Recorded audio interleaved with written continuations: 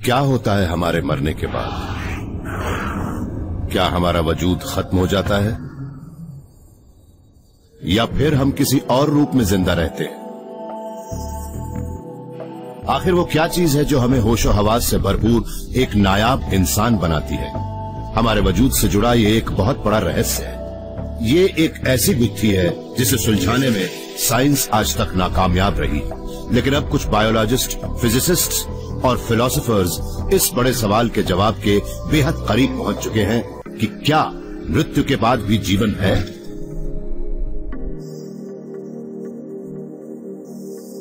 क्या मौत हमारा अंत है? सिर्फ एक सन्नाटा, अंधेरा, खालीपन, या फिर हमारे अंदर ही कोई ऐसी दिव्य चमक मौजूद है जो हमारा शरीर बेजान हो जाने के बाद भी जिंदा रहती है? फिलोसोफर्स और साइंटिस्ट्स हजारों सालों से इस सवाल से जूझते आ रहे हैं। ये एक बहुत बड़ा रहस्य है जिसका सामना आज नहीं तो कल हमें करना ही पड़ेगा। एक सुबह जब मैं 6 साल का था, मेरी दादी नींद से नहीं जागी, न उस दिन न उसके बाद कभी। ये मौत के साथ मेरा पहला तजुर्बा था। मेरी समझ में नहीं आया कि ऐसा कैसे हो सकता है कि कल तक तो वो थी लेकिन आज वो नहीं है। क्या वो हमेशा के लिए जा चुकी थी या फिर अब भी वो किसी रूप में जिंदा थी? हिंदू, क्रिश्चियंस और मुस्लिम्स ये मानते हैं कि अच्छे लोग स्वर्ग में जाते हैं और बुरे लोग नरक में। कुछ धर्मों के मुताबिक मरने के बाद इंसान एक और बेहतरीन दुनिया में प्रवेश कर जाता है या फिर इसी दुनिया में दोबारा जन्म लेता है। लेकिन इन सब बिलीफ्स में एक ही चीज कॉमन है, और वो ये कि हमारा शरीर सिर्फ हमारी आत्मा का एक चोला है और आत्मा अमर। कई लोग मन ही मन इस बात में यकीन करते हैं, लेकिन क्या इस बात को साइंटिफिकली साबित या खारिज करने का कोई तरीका है? एबन अलेक्जेंडर पिछले 15 सालों से हार्वर्ड मेडिकल स्कूल में न्यूरो सर्जरी करते और पढ़ाते आ रहे हैं, लेकिन 2008 में उनके करियर में अचानक एक ऐसा अजीब मोड़ आया जिससे मौत के बाद के जीवन की संभावना का उन्हें गहराई से एहसास हुआ।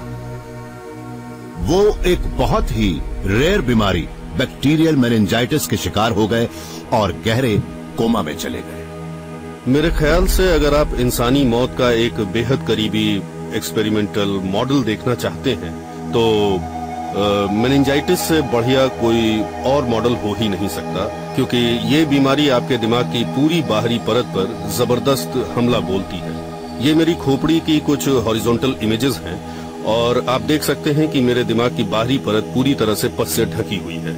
ये सारे बैक्टीरिया सारा ग्लूकोज चट कर चुके हैं और अब सिर्फ मेरे ब्रेन सेल्स बचे हैं जिनका सफाया होना बाकी है। इसलिए मेरा पूरा नियोकॉर्टेक्स यानी दिमाग का वो हिस्सा जो हमें इंसान बनाता है पूरी तरह से बंद हो चुका है। 7 दिन की एक तरह की दिमागी मौत के बाद आखिर अलेक्जेंडर कोमा से बाहर आए। ये एक चमत्कार ही था कि महीने भर में वो फिर से पूरी तरह ठीक हो गए, लेकिन जब वो कोमा में थे तब उनके साथ कुछ हुआ था। मुझे याद है शुरू में जब मैं गहरे कोमा में था तब मुझे कैसा महसूस हो रहा था। उसे मैं कभी कभी दुनिया का अर्थवर्म आई व्यू भी कहता हूँ। कुछ भी साफ नहीं था, धुंधला सा, ब्राउन रेड ब्लैक सा। मुझे अच्छी तरह याद है, मुझे ऐसा लग रहा था मानो मेरे सिर पर जड़ें उगाई हूँ और मैं बहुत लंबे समय से वहां पर हूँ। मुझे कुछ याद नहीं था, ना अपनी जिंदगी, ना कोई शब्द। मेरी आवाज जा चुकी थी। आईसीयू रूम में मेरे इर्द गिर्द क्या हो रहा था मुझे कुछ भी याद नहीं। और फिर इस सब के बीच अचानक मुझे धीमा धीमा संगीत आकार लेता नजर आया। धीरे धीरे वो संगीत फैलता गया और उसके साथ ही वो मनहूस धुंधलापन, वो अंधेरा छंटता चला गया। अचानक मैंने अपने आप को एक बेहद खूबसूरत वादी में दाखिल होते हुए पाया। मुझे अपने शरीर का कोई एहसास नहीं हो रहा था। मुझे अपने हाथ पैर बिल्कुल भी महसूस नहीं हो रहे थे, पर मुझे इस बात का एहसास जरूर था कि मैं किसी तितली के पंख पर मौजूद कोई छोटा सा कण हूँ। वो बहुत ही खूबसूरत तितली थी और वहाँ वैसी ही लाखों तितलियां हमारे इर्द गिर्द मंडरा रही थीं और वो झुंड में बहुत ही सुंदर आकार बनाकर उड़ान भर रही थी। और फिर हम सब ये ब्रह्मांड छोड़कर उस लोक में दाखिल हुए जिसे अब मैंने कोर का नाम दिया है। वो जगह इतनी बड़ी थी और उसका कोई ओर छोर नहीं था। हालांकि वहाँ थोड़ा अंधेरा था, लेकिन इसके बावजूद मुझे ब्रह्मांड से बाहर उस जगह पर पूरी तरह से उस दिव्य शक्ति का सुखद एहसास हो रहा था जिसे हम ईश्वर कहते हैं। सच कहूं तो मुझे सारे ब्रह्मांड अपनी आंखों के सामने नजर आ रहे थे और ये बात बिल्कुल साफ थी कि प्यार उन सब ब्रह्मांडों का एक बहुत बड़ा हिस्सा था। अलेक्जेंडर को जो अनुभव हुआ, ठीक इसी तरह का अनुभव पहले भी ऐसे कई लाखों करोड़ों लोगों को हो चुका है जो मौत के मुंह से बाहर निकल कर आए हैं। लगभग वो सभी लोग कुछ इस तरह की बातों का दावा करते हैं जिनके आधार पर साइंस अभी तक ये साबित नहीं कर पाया है कि हमारे मौजूदा जीवन के परे भी कोई और जीवन है। न्यूरो साइंटिफिक एंगल से ये बात किसी को समझाना मेरे लिए बहुत ही मुश्किल था, क्योंकि मेरा साइंटिफिक दिमाग समझ नहीं पा रहा था कि आखिर ये कैसे मुमकिन है। लेकिन इसके बावजूद वो सब मुझे एकदम साफ साफ याद था। मैंने न्यूरो फिजियोलॉजी और न्यूरो एनाटॉमी से रिलेटेड कई मॉडल्स तैयार किए, लेकिन दिक्कत ये है कि उनमें से किसी से भी मुझे ये जान पाने में खास मदद नहीं मिली कि इस एक्सपीरियंस के बाद मैं जिन इतनी साफ यादों के साथ वापस लौटा था वो मेरे मन में आखिर कहाँ से आई। और इसके बाद मैं इस नतीजे पर पहुंचा कि मेरे साथ जो कुछ भी हुआ था उसका कोई भी क्लियर न्यूरो फिजियोलॉजिक एक्सप्लेनेशन नहीं है। एबन अलेक्जेंडर का तजुर्बा यकीनन इतना जबरदस्त था कि उसने उनकी जिंदगी बदल कर रख दी, लेकिन किसी भी सूरत में उसे बेजोड़ नहीं कहा जा सकता। Bruce Grayson university of Virginia school of medicine में साइकियाट्रिस्ट है। उन्होंने मौत के मुंह से निकलकर आने वाले लोगों के लगभग 1000 से भी ज्यादा केसेस की स्टडी की है। मौत की चौखट से जिंदा लौट कर आने वाले ज्यादातर लोगों का एक्सपीरियंस लगभग एक जैसा होता है। उन्हें बेहद शांति और सुख का एहसास होता है। उन्हें लगता है कि उन्होंने शरीर छोड़ दिया है। उन्हें कोई तेज चमकती हुई रोशनी नजर आती है जो बेहद गर्मजोशी और बेपनाह मोहब्बत के साथ उन्हें अपनी ओर खींचती है। कुछ लोगों को कभी कभी कोई फरिश्ता या देवता भी नजर आता है जिसे वो गॉड या क्राइस्ट भी कहते हैं, या उसे ना पहचान कर उसे कोई महाशक्ति कह देते हैं। कई साइंटिस्ट इन दावों को नहीं मानते। उनका कहना है कि ये दावे लोगों के दिमागी फितूर के अलावा और कुछ भी नहीं है, और ऐसा ज्यादातर तब होता है जब भयंकर शारीरिक दबाव की स्थिति में हमारे दिमाग के नर्व सेल्स को ऑक्सीजन नहीं मिल पाती। 70 के दशक में अमेरिका की एयरफोर्स अनजाने में इस बात से संबंधित कुछ एक्सपेरिमेंट्स कर बैठी। साइंटिस्ट ने पायलट्स को सेंट्रीफ्यूज यानी एक तरह की अपकेंद्री मशीन में घुमाकर उनके शरीर पर जबरदस्त जी फोर्स डाला। इससे उनके शरीर का पूरा खून खींचकर उनके पैरों तक पहुंच गया और उनके दिमाग में ऑक्सीजन की भारी कमी हो गई। इस वजह से वो सब बेहोश हो गए। होश में आने पर कुछ पायलट्स ने बताया कि उन्हें एक चमकदार रोशनी नजर आई थी। कुछ का कहना था कि वो अपने शरीर से निकलकर बाहर आ गए थे और ऊपर से अपने शरीर को देख रहे थे। ये सभी अनुभव उन लोगों के अनुभवों से काफी मिलते जुलते थे जो मौत के बेहद करीब पहुंचकर लौट आए थे, लेकिन सिर्फ एक बड़ा फर्क था। जिस वक्त ऑक्सीजन की कमी से वो अपने होश खो रहे थे, उस वक्त कुछ हद तक उनके वही लक्षण थे जो मौत की दहलीज पर खड़े किसी इंसान के होते हैं। लेकिन अपने उस एक्सपीरियंस के दौरान उनमें से किसी की भी अपने किसी मरे हुए रिश्तेदार, फरिश्ते या दिव्य शक्ति से मुलाकात नहीं हुई। इन सब फिजियोलॉजिकल एक्सप्लेनेशंस के साथ दिक्कत ये है कि जिस वक्त हमारा दिमाग कॉम्प्लेक्स थिंकिंग यानी पेचीदा सोच विचार के लायक नहीं होता, उस दौरान होने वाले परसेप्शंस और पेचीदा यादों के बनने की वजह वो नहीं बता सकते।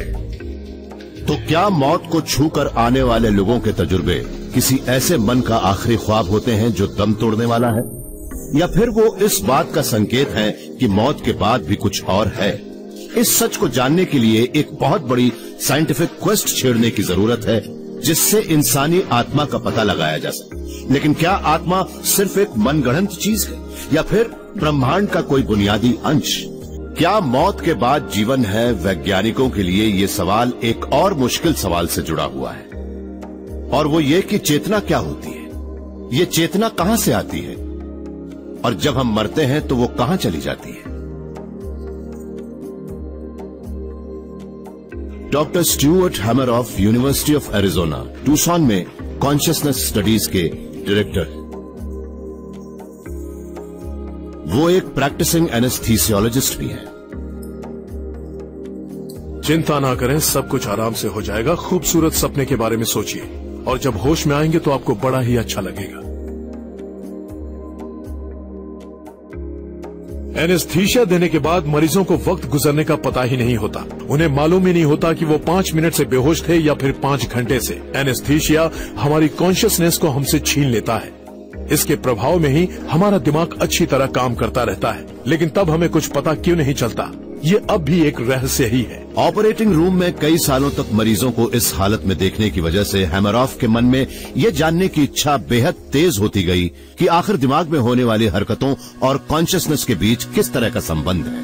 फिर 15 साल पहले उनकी मुलाकात महान British physicist sir Roger Penrose से हुई। उन दोनों ने मिलकर इस बारे में एकदम नई क्रांतिकारी थियरी तैयार की कि हमारा दिमाग किस तरह काम करता है। एक ऐसी थियरी जो वक्त के साथ अमर आत्मा के बारे में एक तरह की साइंटिफिक बहस में बदल गई, और उसका आधार है हमारे दिमाग के ब्रेन सेल्स के अंदर मौजूद छोटे छोटे स्ट्रक्चर्स, जिन्हें हम माइक्रोट्यूब्यूल्स कहते हैं। अगर आप किसी सेल के अंदर झांक कर देखें तो आपको उसके अंदर स्ट्रक्चरल कंपोनेंट्स नजर आएंगे जो कुछ वैसे होते हैं जैसे हमारे शरीर में मौजूद हड्डियां। वो माइक्रोट्यूबल्स हर सेल में एक तरह की जंगल की तरह फैल जाते हैं और उसी से हर सेल की बनावट और उसका आर्किटेक्चर तैयार होता है। हमारे ख्याल से माइक्रोट्यूबल्स किसी कंप्यूटर पर परफेक्टली डिजाइन सेल्स की तरह होते हैं और वो मॉलिक्यूलर लेवल पर इंफॉर्मेशन प्रोसेस करते हैं। हैमरॉफ और पेनरोज का कहना है कि माइक्रोट्यूब्यूल्स की वजह से न्यूरॉन्स और हमारा दिमाग मिलकर एक क्वांटम कंप्यूटर के रूप में काम करते हैं, लेकिन उनके काम करने का तरीका बुनियादी तौर पर आम कंप्यूटर्स के काम करने के तरीके से अलग होता है। तो यहाँ आप हमारे दिमाग को देख रहे हैं जिसके 2 हेमिस्फीयर्स हैं।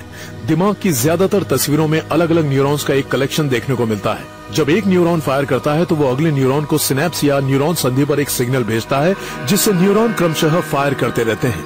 मिसाल के तौर पर अगर यहाँ एक न्यूरॉन फायर करता है तो इसके पड़ोसी भी एक के बाद एक पूरे दिमाग में सिग्नल फायर करते चले जाते हैं।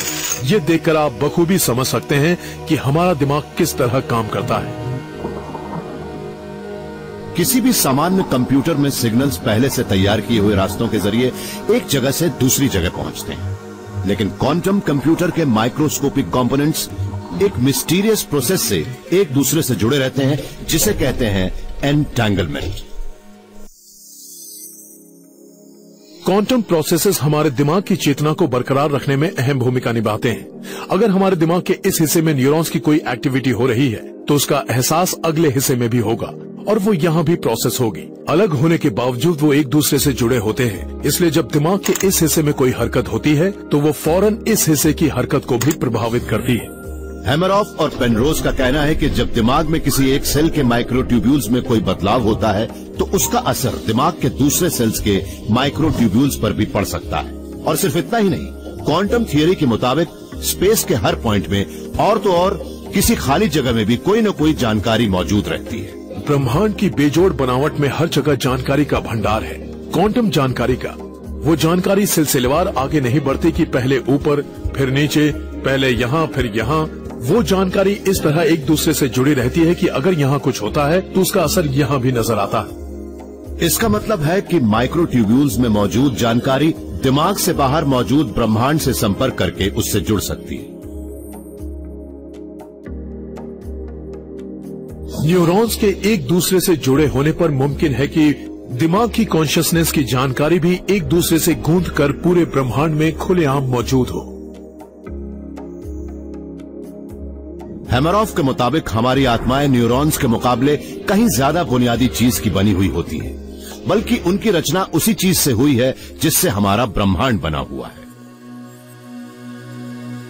मेरे ख्याल से कॉन्शियसनेस या उससे एकदम पहले वाली जो चीज होती है जिसे हम प्रोटो कॉन्शियसनेस कह सकते हैं, उसका वजूद ब्रह्मांड में शुरू से ही है, शायद बिग बैंग के समय से।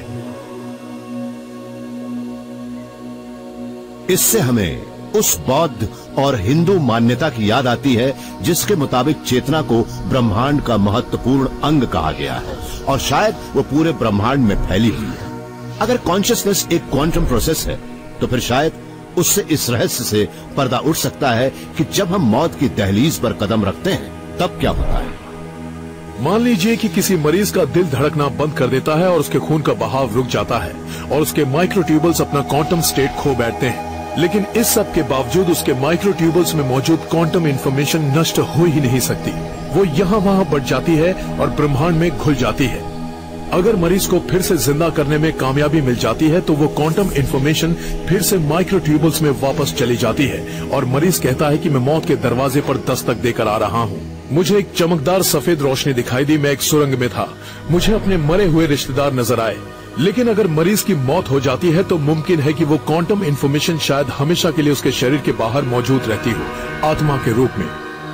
कई वैज्ञानिकों के लिए इस बात पर यकीन करना मुश्किल होता है कि आत्मा ब्रह्मांड से जुड़ा एक क्वांटम कंप्यूटर है, मगर हैमरॉफ के मुताबिक इस दिशा में की गई रिसर्च से धीरे धीरे ये बात साबित हो रही है। हाल ही में क्वांटम इफेक्ट्स की मदद से कई बायोलॉजिकल प्रोसेसेस को नियंत्रित होते देखा गया है, जैसे कि पक्षियों की उड़ान, फोटोसिंथेसिस और मनुष्यों की सूंघने की शक्ति। अभी तक कोई भी इस थियोरी को गंभीर चुनौती नहीं दे पाया है। उसमें अब भी दम है और हमने जो आइडियाज 15 साल पहले पेश किए थे उनके सपोर्ट में नए नए सबूत लगातार सामने आते जा रहे हैं। लेकिन सच तो यह है कि हम अब भी नहीं जानते कि कॉन्शियसनेस आती कहां से है और जब हम मर जाते हैं तो वो कहां चली जाती है। अगर हमारे पास इसे मापने का जरिया होता तब शायद हमें इन सवालों के जवाब भी मिल सकते थे और मुमकिन है कि वो जरिया जल्दी ही हमारी पहुंच के भीतर हो, क्योंकि अब एक वैज्ञानिक हमारे मन की गहराइयों की था लेने की कोशिश कर रहा है, हमारे उस रहस्यमय मेंटल पैटर्न का पता लगाने की उम्मीद में जिसकी बदौलत हम वो बनते हैं जो हम हैं। इंसानी दिमाग का आकार बहुत बड़ा नहीं होता। ये महज 1.25 किलो के मुलायम टिश्यूज से बना है, लेकिन ये ऐसे ऐसे विचारों को जन्म दे सकता है जो दुनिया को बदल कर रखते हैं। ये ऐसे अलग अलग लोगों के व्यक्तित्व को गढ़ सकता है जैसे मार्टिन लूथर किंग और चंगेज खान। इसे ये भी मालूम होता है कि ये क्या है, ये अपने बारे में जानता है। हमारे ख्याल से इसमें आत्मा भी होती है, लेकिन वो आत्मा इसमें आती कहां से है? क्या कॉन्शियसनेस दिमाग से ही जन्म लेती है? क्या दिमाग के मरने के बाद भी जिंदा रहती है? लोगों के मरने के बाद इंसानी दिमाग का क्या होता है, इस बात की स्टडी करना आसान नहीं है। मौत कभी कहकर तो आती नहीं, लेकिन मौत के एक रूप से हम लोगों की रोज मुलाकात होती है। हर रात जब हम सोते हैं तो हमारी कॉन्शियसनेस चुपचाप खिसक जाती है। यूनिवर्सिटी ऑफ विस्कॉन्सिन के प्रोफेसर जूलियो टोनोनी इस बात की स्टडी कर रहे हैं कि जब हमारी कॉन्शियसनेस चली जाती है तब हमारे दिमाग में क्या बदलाव आता है, और साथ ही उन्हें इस बात की पूरी उम्मीद है कि वो ये रहस्य जानने में कामयाब रहेंगे कि हमें बनाने के पीछे आखिर किस चीज का हाथ होता है। जब हम बिना सपनों वाली गहरी नींद में डूब जाते हैं तो हमारी कॉन्शियसनेस चली जाती है, लेकिन सच ये भी है कि उस स्थिति में भी हमारा दिमाग काम करना बंद नहीं करता। उस समय भी उसके न्यूरॉन्स यानी नर्व सेल्स वैसे ही काम करते रहते हैं जैसे कि जागते समय करते थे। इसलिए ये एक दिलचस्प साइंटिफिक सवाल है कि जब आपका दिमाग एकदम ठीक ठाक ढंग से काम कर रहा है तब सोते वक्त आप कहाँ गायब हो जाते हैं। टोनोनी के मुताबिक हमारा मन कितना कॉन्शियस है ये इस बात पर निर्भर करता है कि हमारे दिमाग में अलग अलग हिस्से एक दूसरे के साथ कितनी जानकारी बांटते हैं। हमारा जो तजुर्बा जितना गहरा होगा उससे हमारे दिमाग में अलग अलग आकारों के उतने ही पेचीदा और ऐसे पैटर्न्स पैदा होंगे जिन्हें टोनोनी के मुताबिक मापा जा सकता है। हर एक्सपीरियंस बेसिकली अपने आप में एक बेजोड़ आकार का होता है। मिसाल के तौर पर किसी आग से उठती हुई लपटों का आकार अपने आप में बेजोड़ होता है जो कि लगातार बदलता रहता है। जहाँ तक दिमाग में बनने वाले आकारों का सवाल है, वो एक ऐसी चीज से बने होते हैं जिसे मैं रिश्तों की जानकारी का नाम देता हूँ, लेकिन ये एक ऐसा आकार होता है जो अंदरूनी रोशनी से दमकता है। कॉन्शियसनेस की आग एक बिल्कुल अलग तरह की खास आग होती है जो कि दिमाग के अंदर पैदा होती है और इसे जलने के लिए खास चीजों की जरूरत होती है। लेकिन वो आग किस वक्त जल रही है और किस वक्त बुझी हुई है, उसका अंदाजा लगाना किसी ब्रेन स्कैन पर नजर डालकर जानकारी पाने के मुकाबले कहीं ज्यादा मुश्किल है।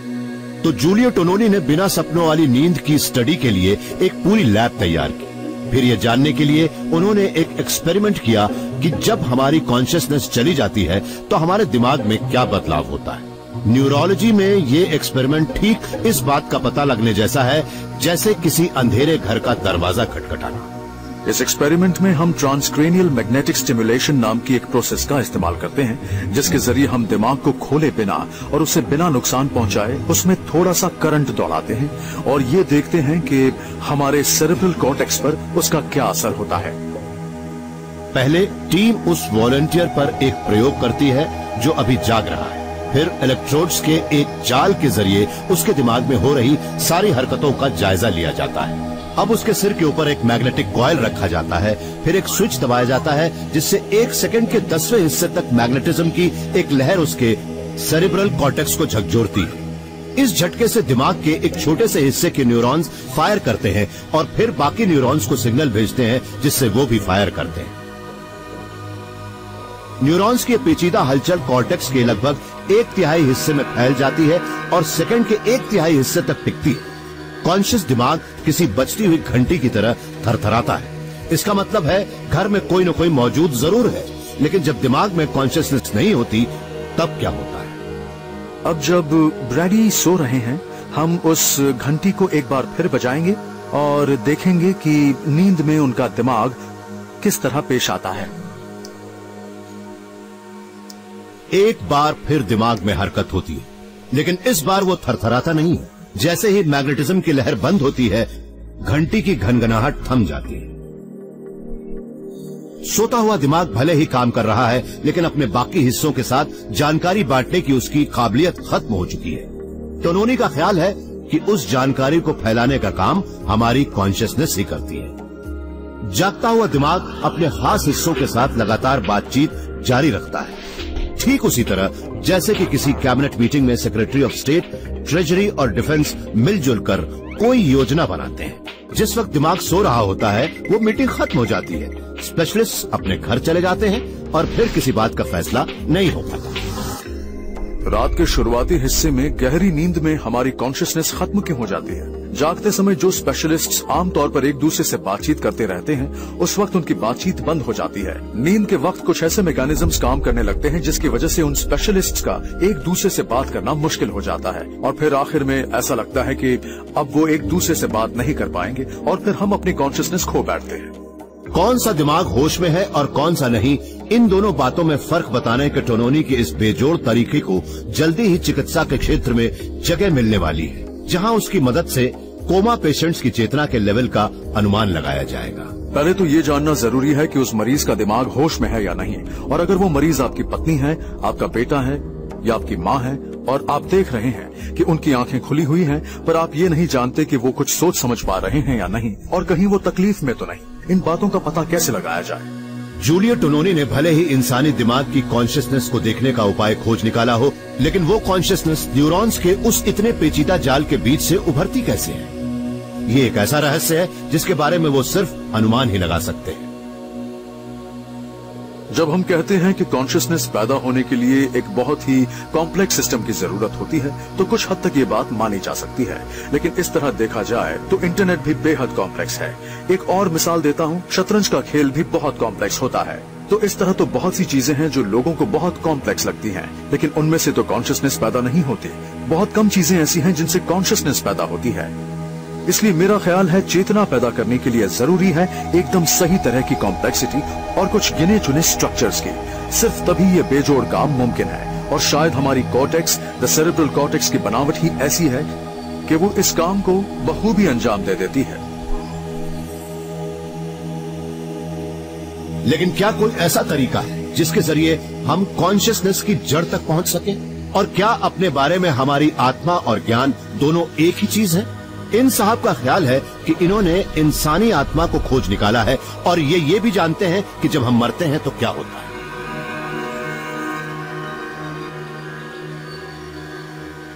ये आत्मा क्या होती है? क्या वो कोई ऊर्जा क्षेत्र है या कोई ऐसी चीज जिसे हम छू सकते हैं? क्या उसमें वजन होता है?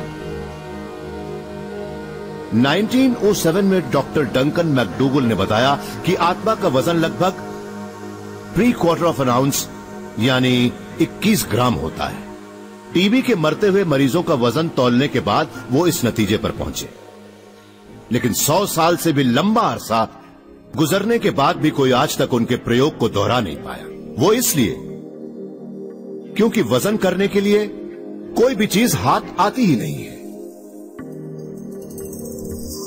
तो क्या कोई ऐसी चीज है जो हमारे हाथ तो नहीं आती, लेकिन उसी की वजह से हम हैं? हर चीज का सबसे छोटा अंश हमारे एटम्स ही होते हैं। हम सबका वजूद उन्हीं से है। करोड़ों साल से पृथ्वी एटम्स को रिसाइकिल कर रही है। कार्बन पेड़ों के जरिए समुद्र में पहुंच जाता है और फिर वहां से हमारे शरीरों के सेल्स में, और तो और मरे हुए लोगों के एटम्स का भी दोबारा इस्तेमाल होता है। यानी मुमकिन है कि आपकी जांग की हड्डी का कोई एटम कभी क्लियोपैट्रा के निचले होठों का हिस्सा रहा हो। और ये रिसाइकलिंग सिर्फ एटॉमिक लेवल पर नहीं होती, सेल्यूलर लेवल पर हमारा निर्माण लगातार जारी रहता है। हमारी उम्र चाहे जो हो, हमारे शरीर में हर 1 घंटे में 1 अरब सेल्स का निर्माण होता है। इसलिए हम में से ज्यादातर लोगों की उम्र जिंदगी के किसी भी मोड़ पर 10 साल से ज्यादा नहीं होती। क्रिस्टोफ कॉह कैलटेक में बायोलॉजी और इंजीनियरिंग के प्रोफेसर हैं। उनका मानना है कि हमारी बनावट का अलग अलग एटम्स या सेल से कोई लेना देना नहीं है।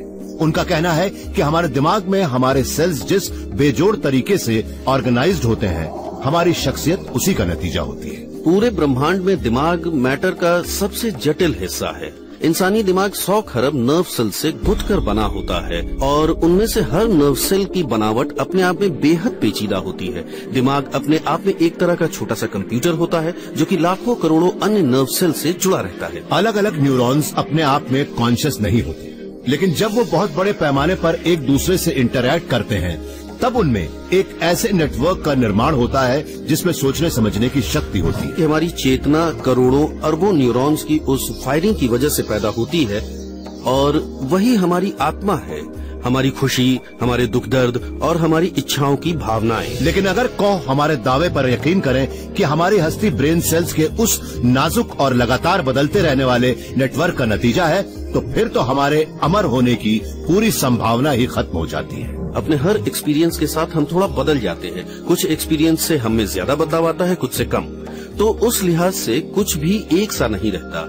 उम्र के साथ न सिर्फ मेरे शरीर में बदलाव आता है, बल्कि उसके साथ साथ मेरी पर्सनैलिटी में भी बदलाव आता है। तो इस तरह से देखा जाए तो कोई भी पर्सनैलिटी हमेशा एक सी नहीं रहती। हमारे दिमाग के हिसाब से हमारी पर्सनैलिटी बदलती रहती है। दिमाग के इसी व्यू को मटेरियलिज्म कहते हैं और कॉह इसके हिमायती है। मटेरियलिस्ट लोगों के लिए आत्मा एक धुंधलाते हुए भ्रम से ज्यादा कुछ भी नहीं है। एक ऐसा भ्रम जो हमारे शरीर के उस नेटवर्क के बाहर कायम नहीं रह सकता जहां से ये उभरता है। जब दिमाग अपना काम करना बंद कर देता है तो ये इलेक्ट्रिकल ट्रैफिक भी थम जाता है, क्योंकि न्यूरॉन्स फायरिंग करना बंद कर देते हैं। इस हालत में आत्मा भी खत्म हो जाएगी। लेकिन जाने माने कॉग्निटिव साइंटिस्ट डगलस हॉफस्टेडर मृत्यु के बाद जीवन की संभावना को एकदम खारिज नहीं करते। उनका कहना है कि हमारे मरते ही हमारी आत्मा एकदम से गायब नहीं हो जाती। जब मैं फिजिक्स में ग्रेजुएशन कर रहा था तो मेरे एक प्रोफेसर थे। मैं उन्हें बहुत पसंद करता था और वो बड़े ही धार्मिक इंसान थे। वो जो कहते थे उसे सुनकर मैं बड़ा ही परेशान होता था। उनका कहना था कि हमारे दिमाग के अंदर कुछ ऐसे पार्टिकल्स होते हैं जिन्हें हम अभी तक खोज तो नहीं पाए हैं, लेकिन उन्हीं की वजह से हमारी आत्मा और कॉन्शियसनेस बनती है। हॉफस्टेडर ने दिमाग के लिए एक ज्यादा साइंटिफिक नजरिया अपनाया।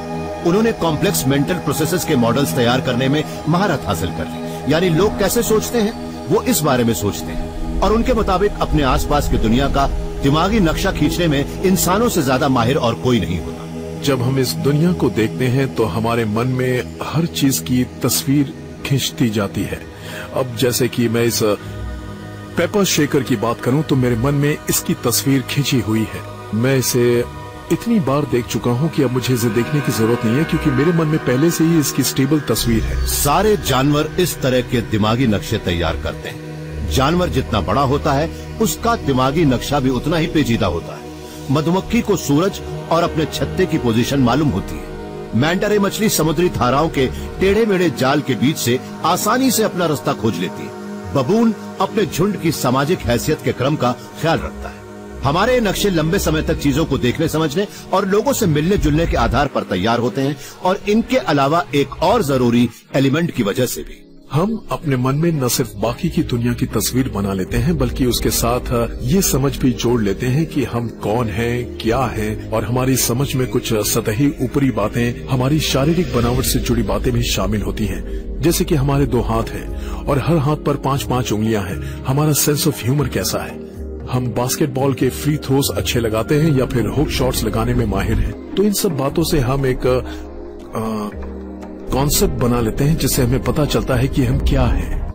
हॉफस्टाडर दुनिया के इस नक्शे को, जिसमें उसे बनाने वाले का भी नक्शा शामिल होता है, एक तरह के मेंटल फीडबैक लूप का नाम देते हैं। जब आप किसी टेलीविजन कैमरे को किसी स्क्रीन की तरफ पॉइंट करते हैं तो उसकी स्क्रीन पर खुद स्क्रीन अपने आप को देखने लगती है और आपको एक बड़ा ही कॉम्प्लेक्स विजुअल पैटर्न नजर आता है। सिस्टम अपनी तस्वीर खुद बना रहा है। तो मेरे ख्याल से आत्मा एक इमर्जेंट प्रोसेस है, एक उभरता हुआ व्यक्तित्व जो दशकों तक देखने, सुनने और परसीव करने का परिणाम है।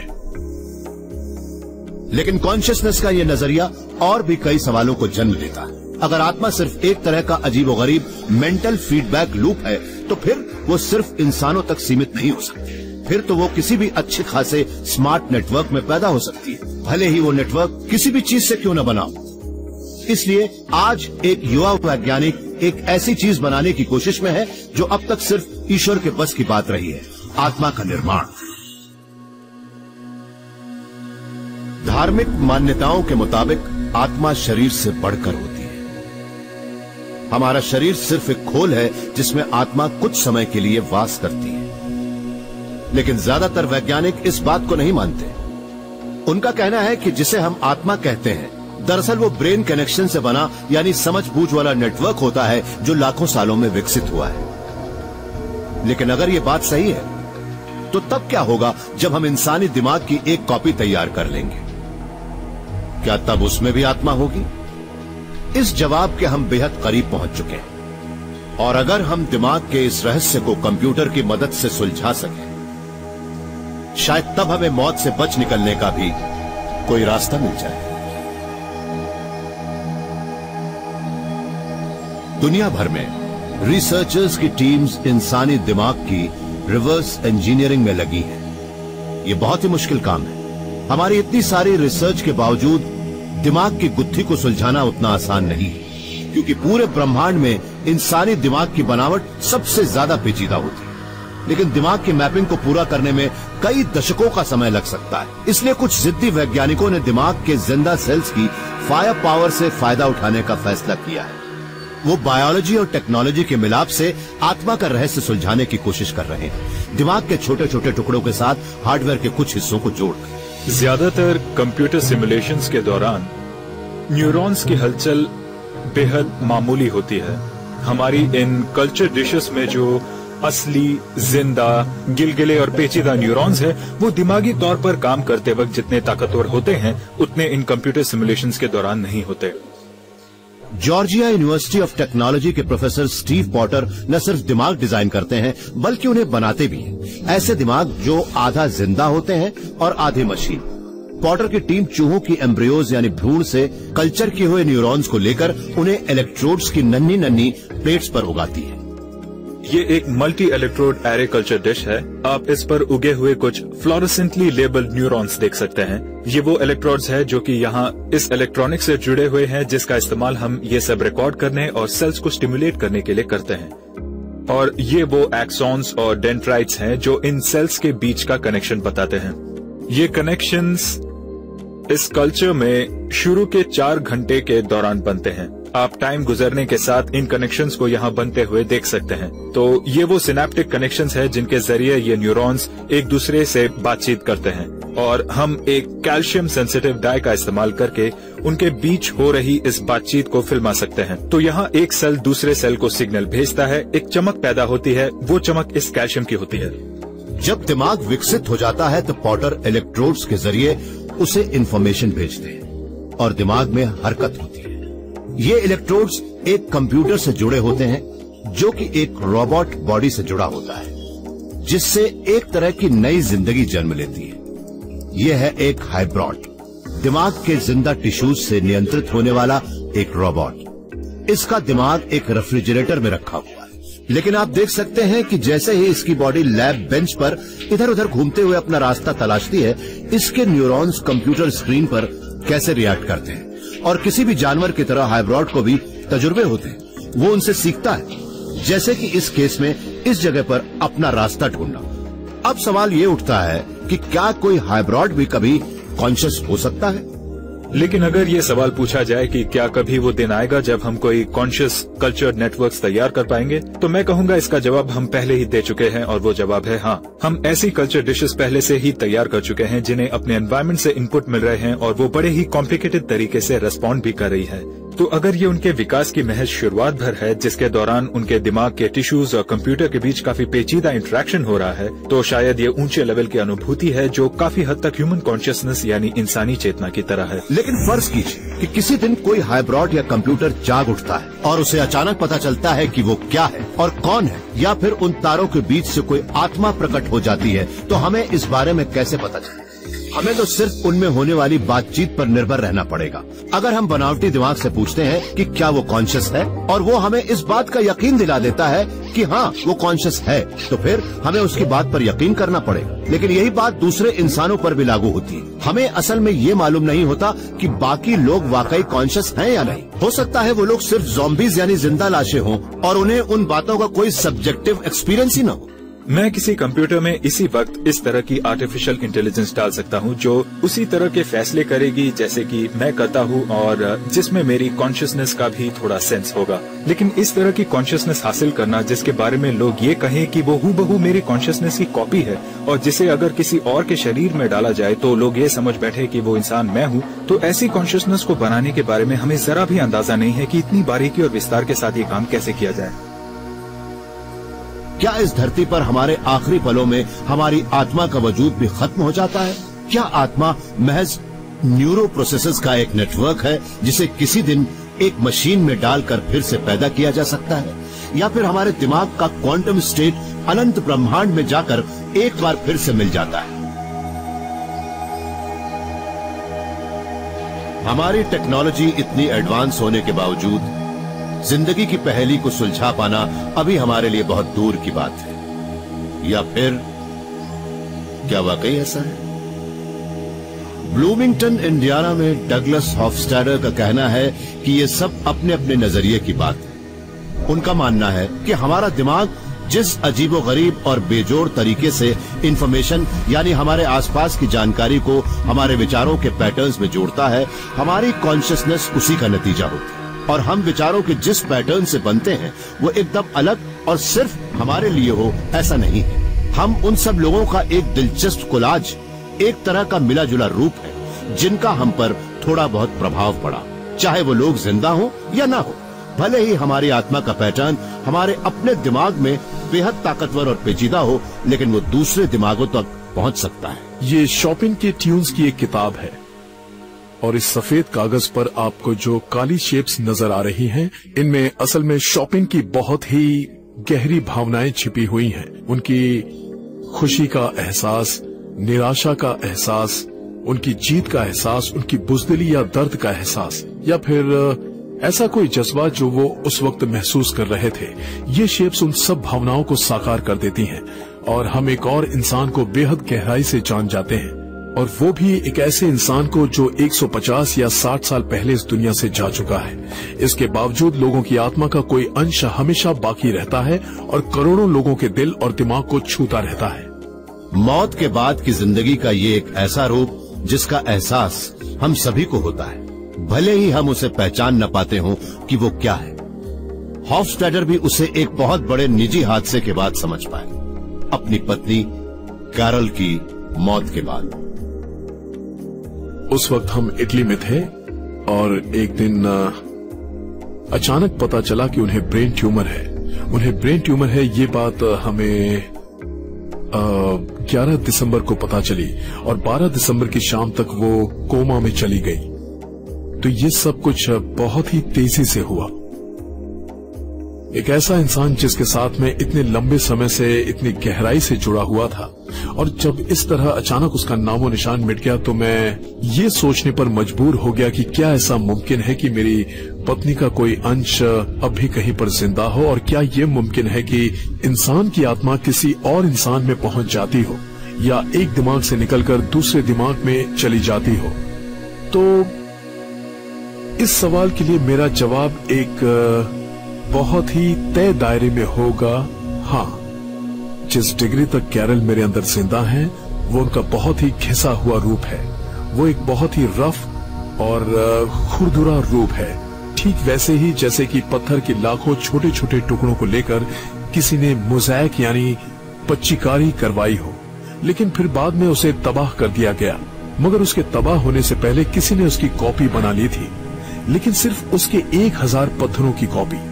तो उन 1000 पत्थरों का रंग और अरेंजमेंट हमेशा वैसा ही रहेगा, लेकिन अब वो एक बिल्कुल अलग मीडियम में बिल्कुल अलग पत्थरों के साथ रहेंगे और काफी खुरदरे भी हो चुके होंगे।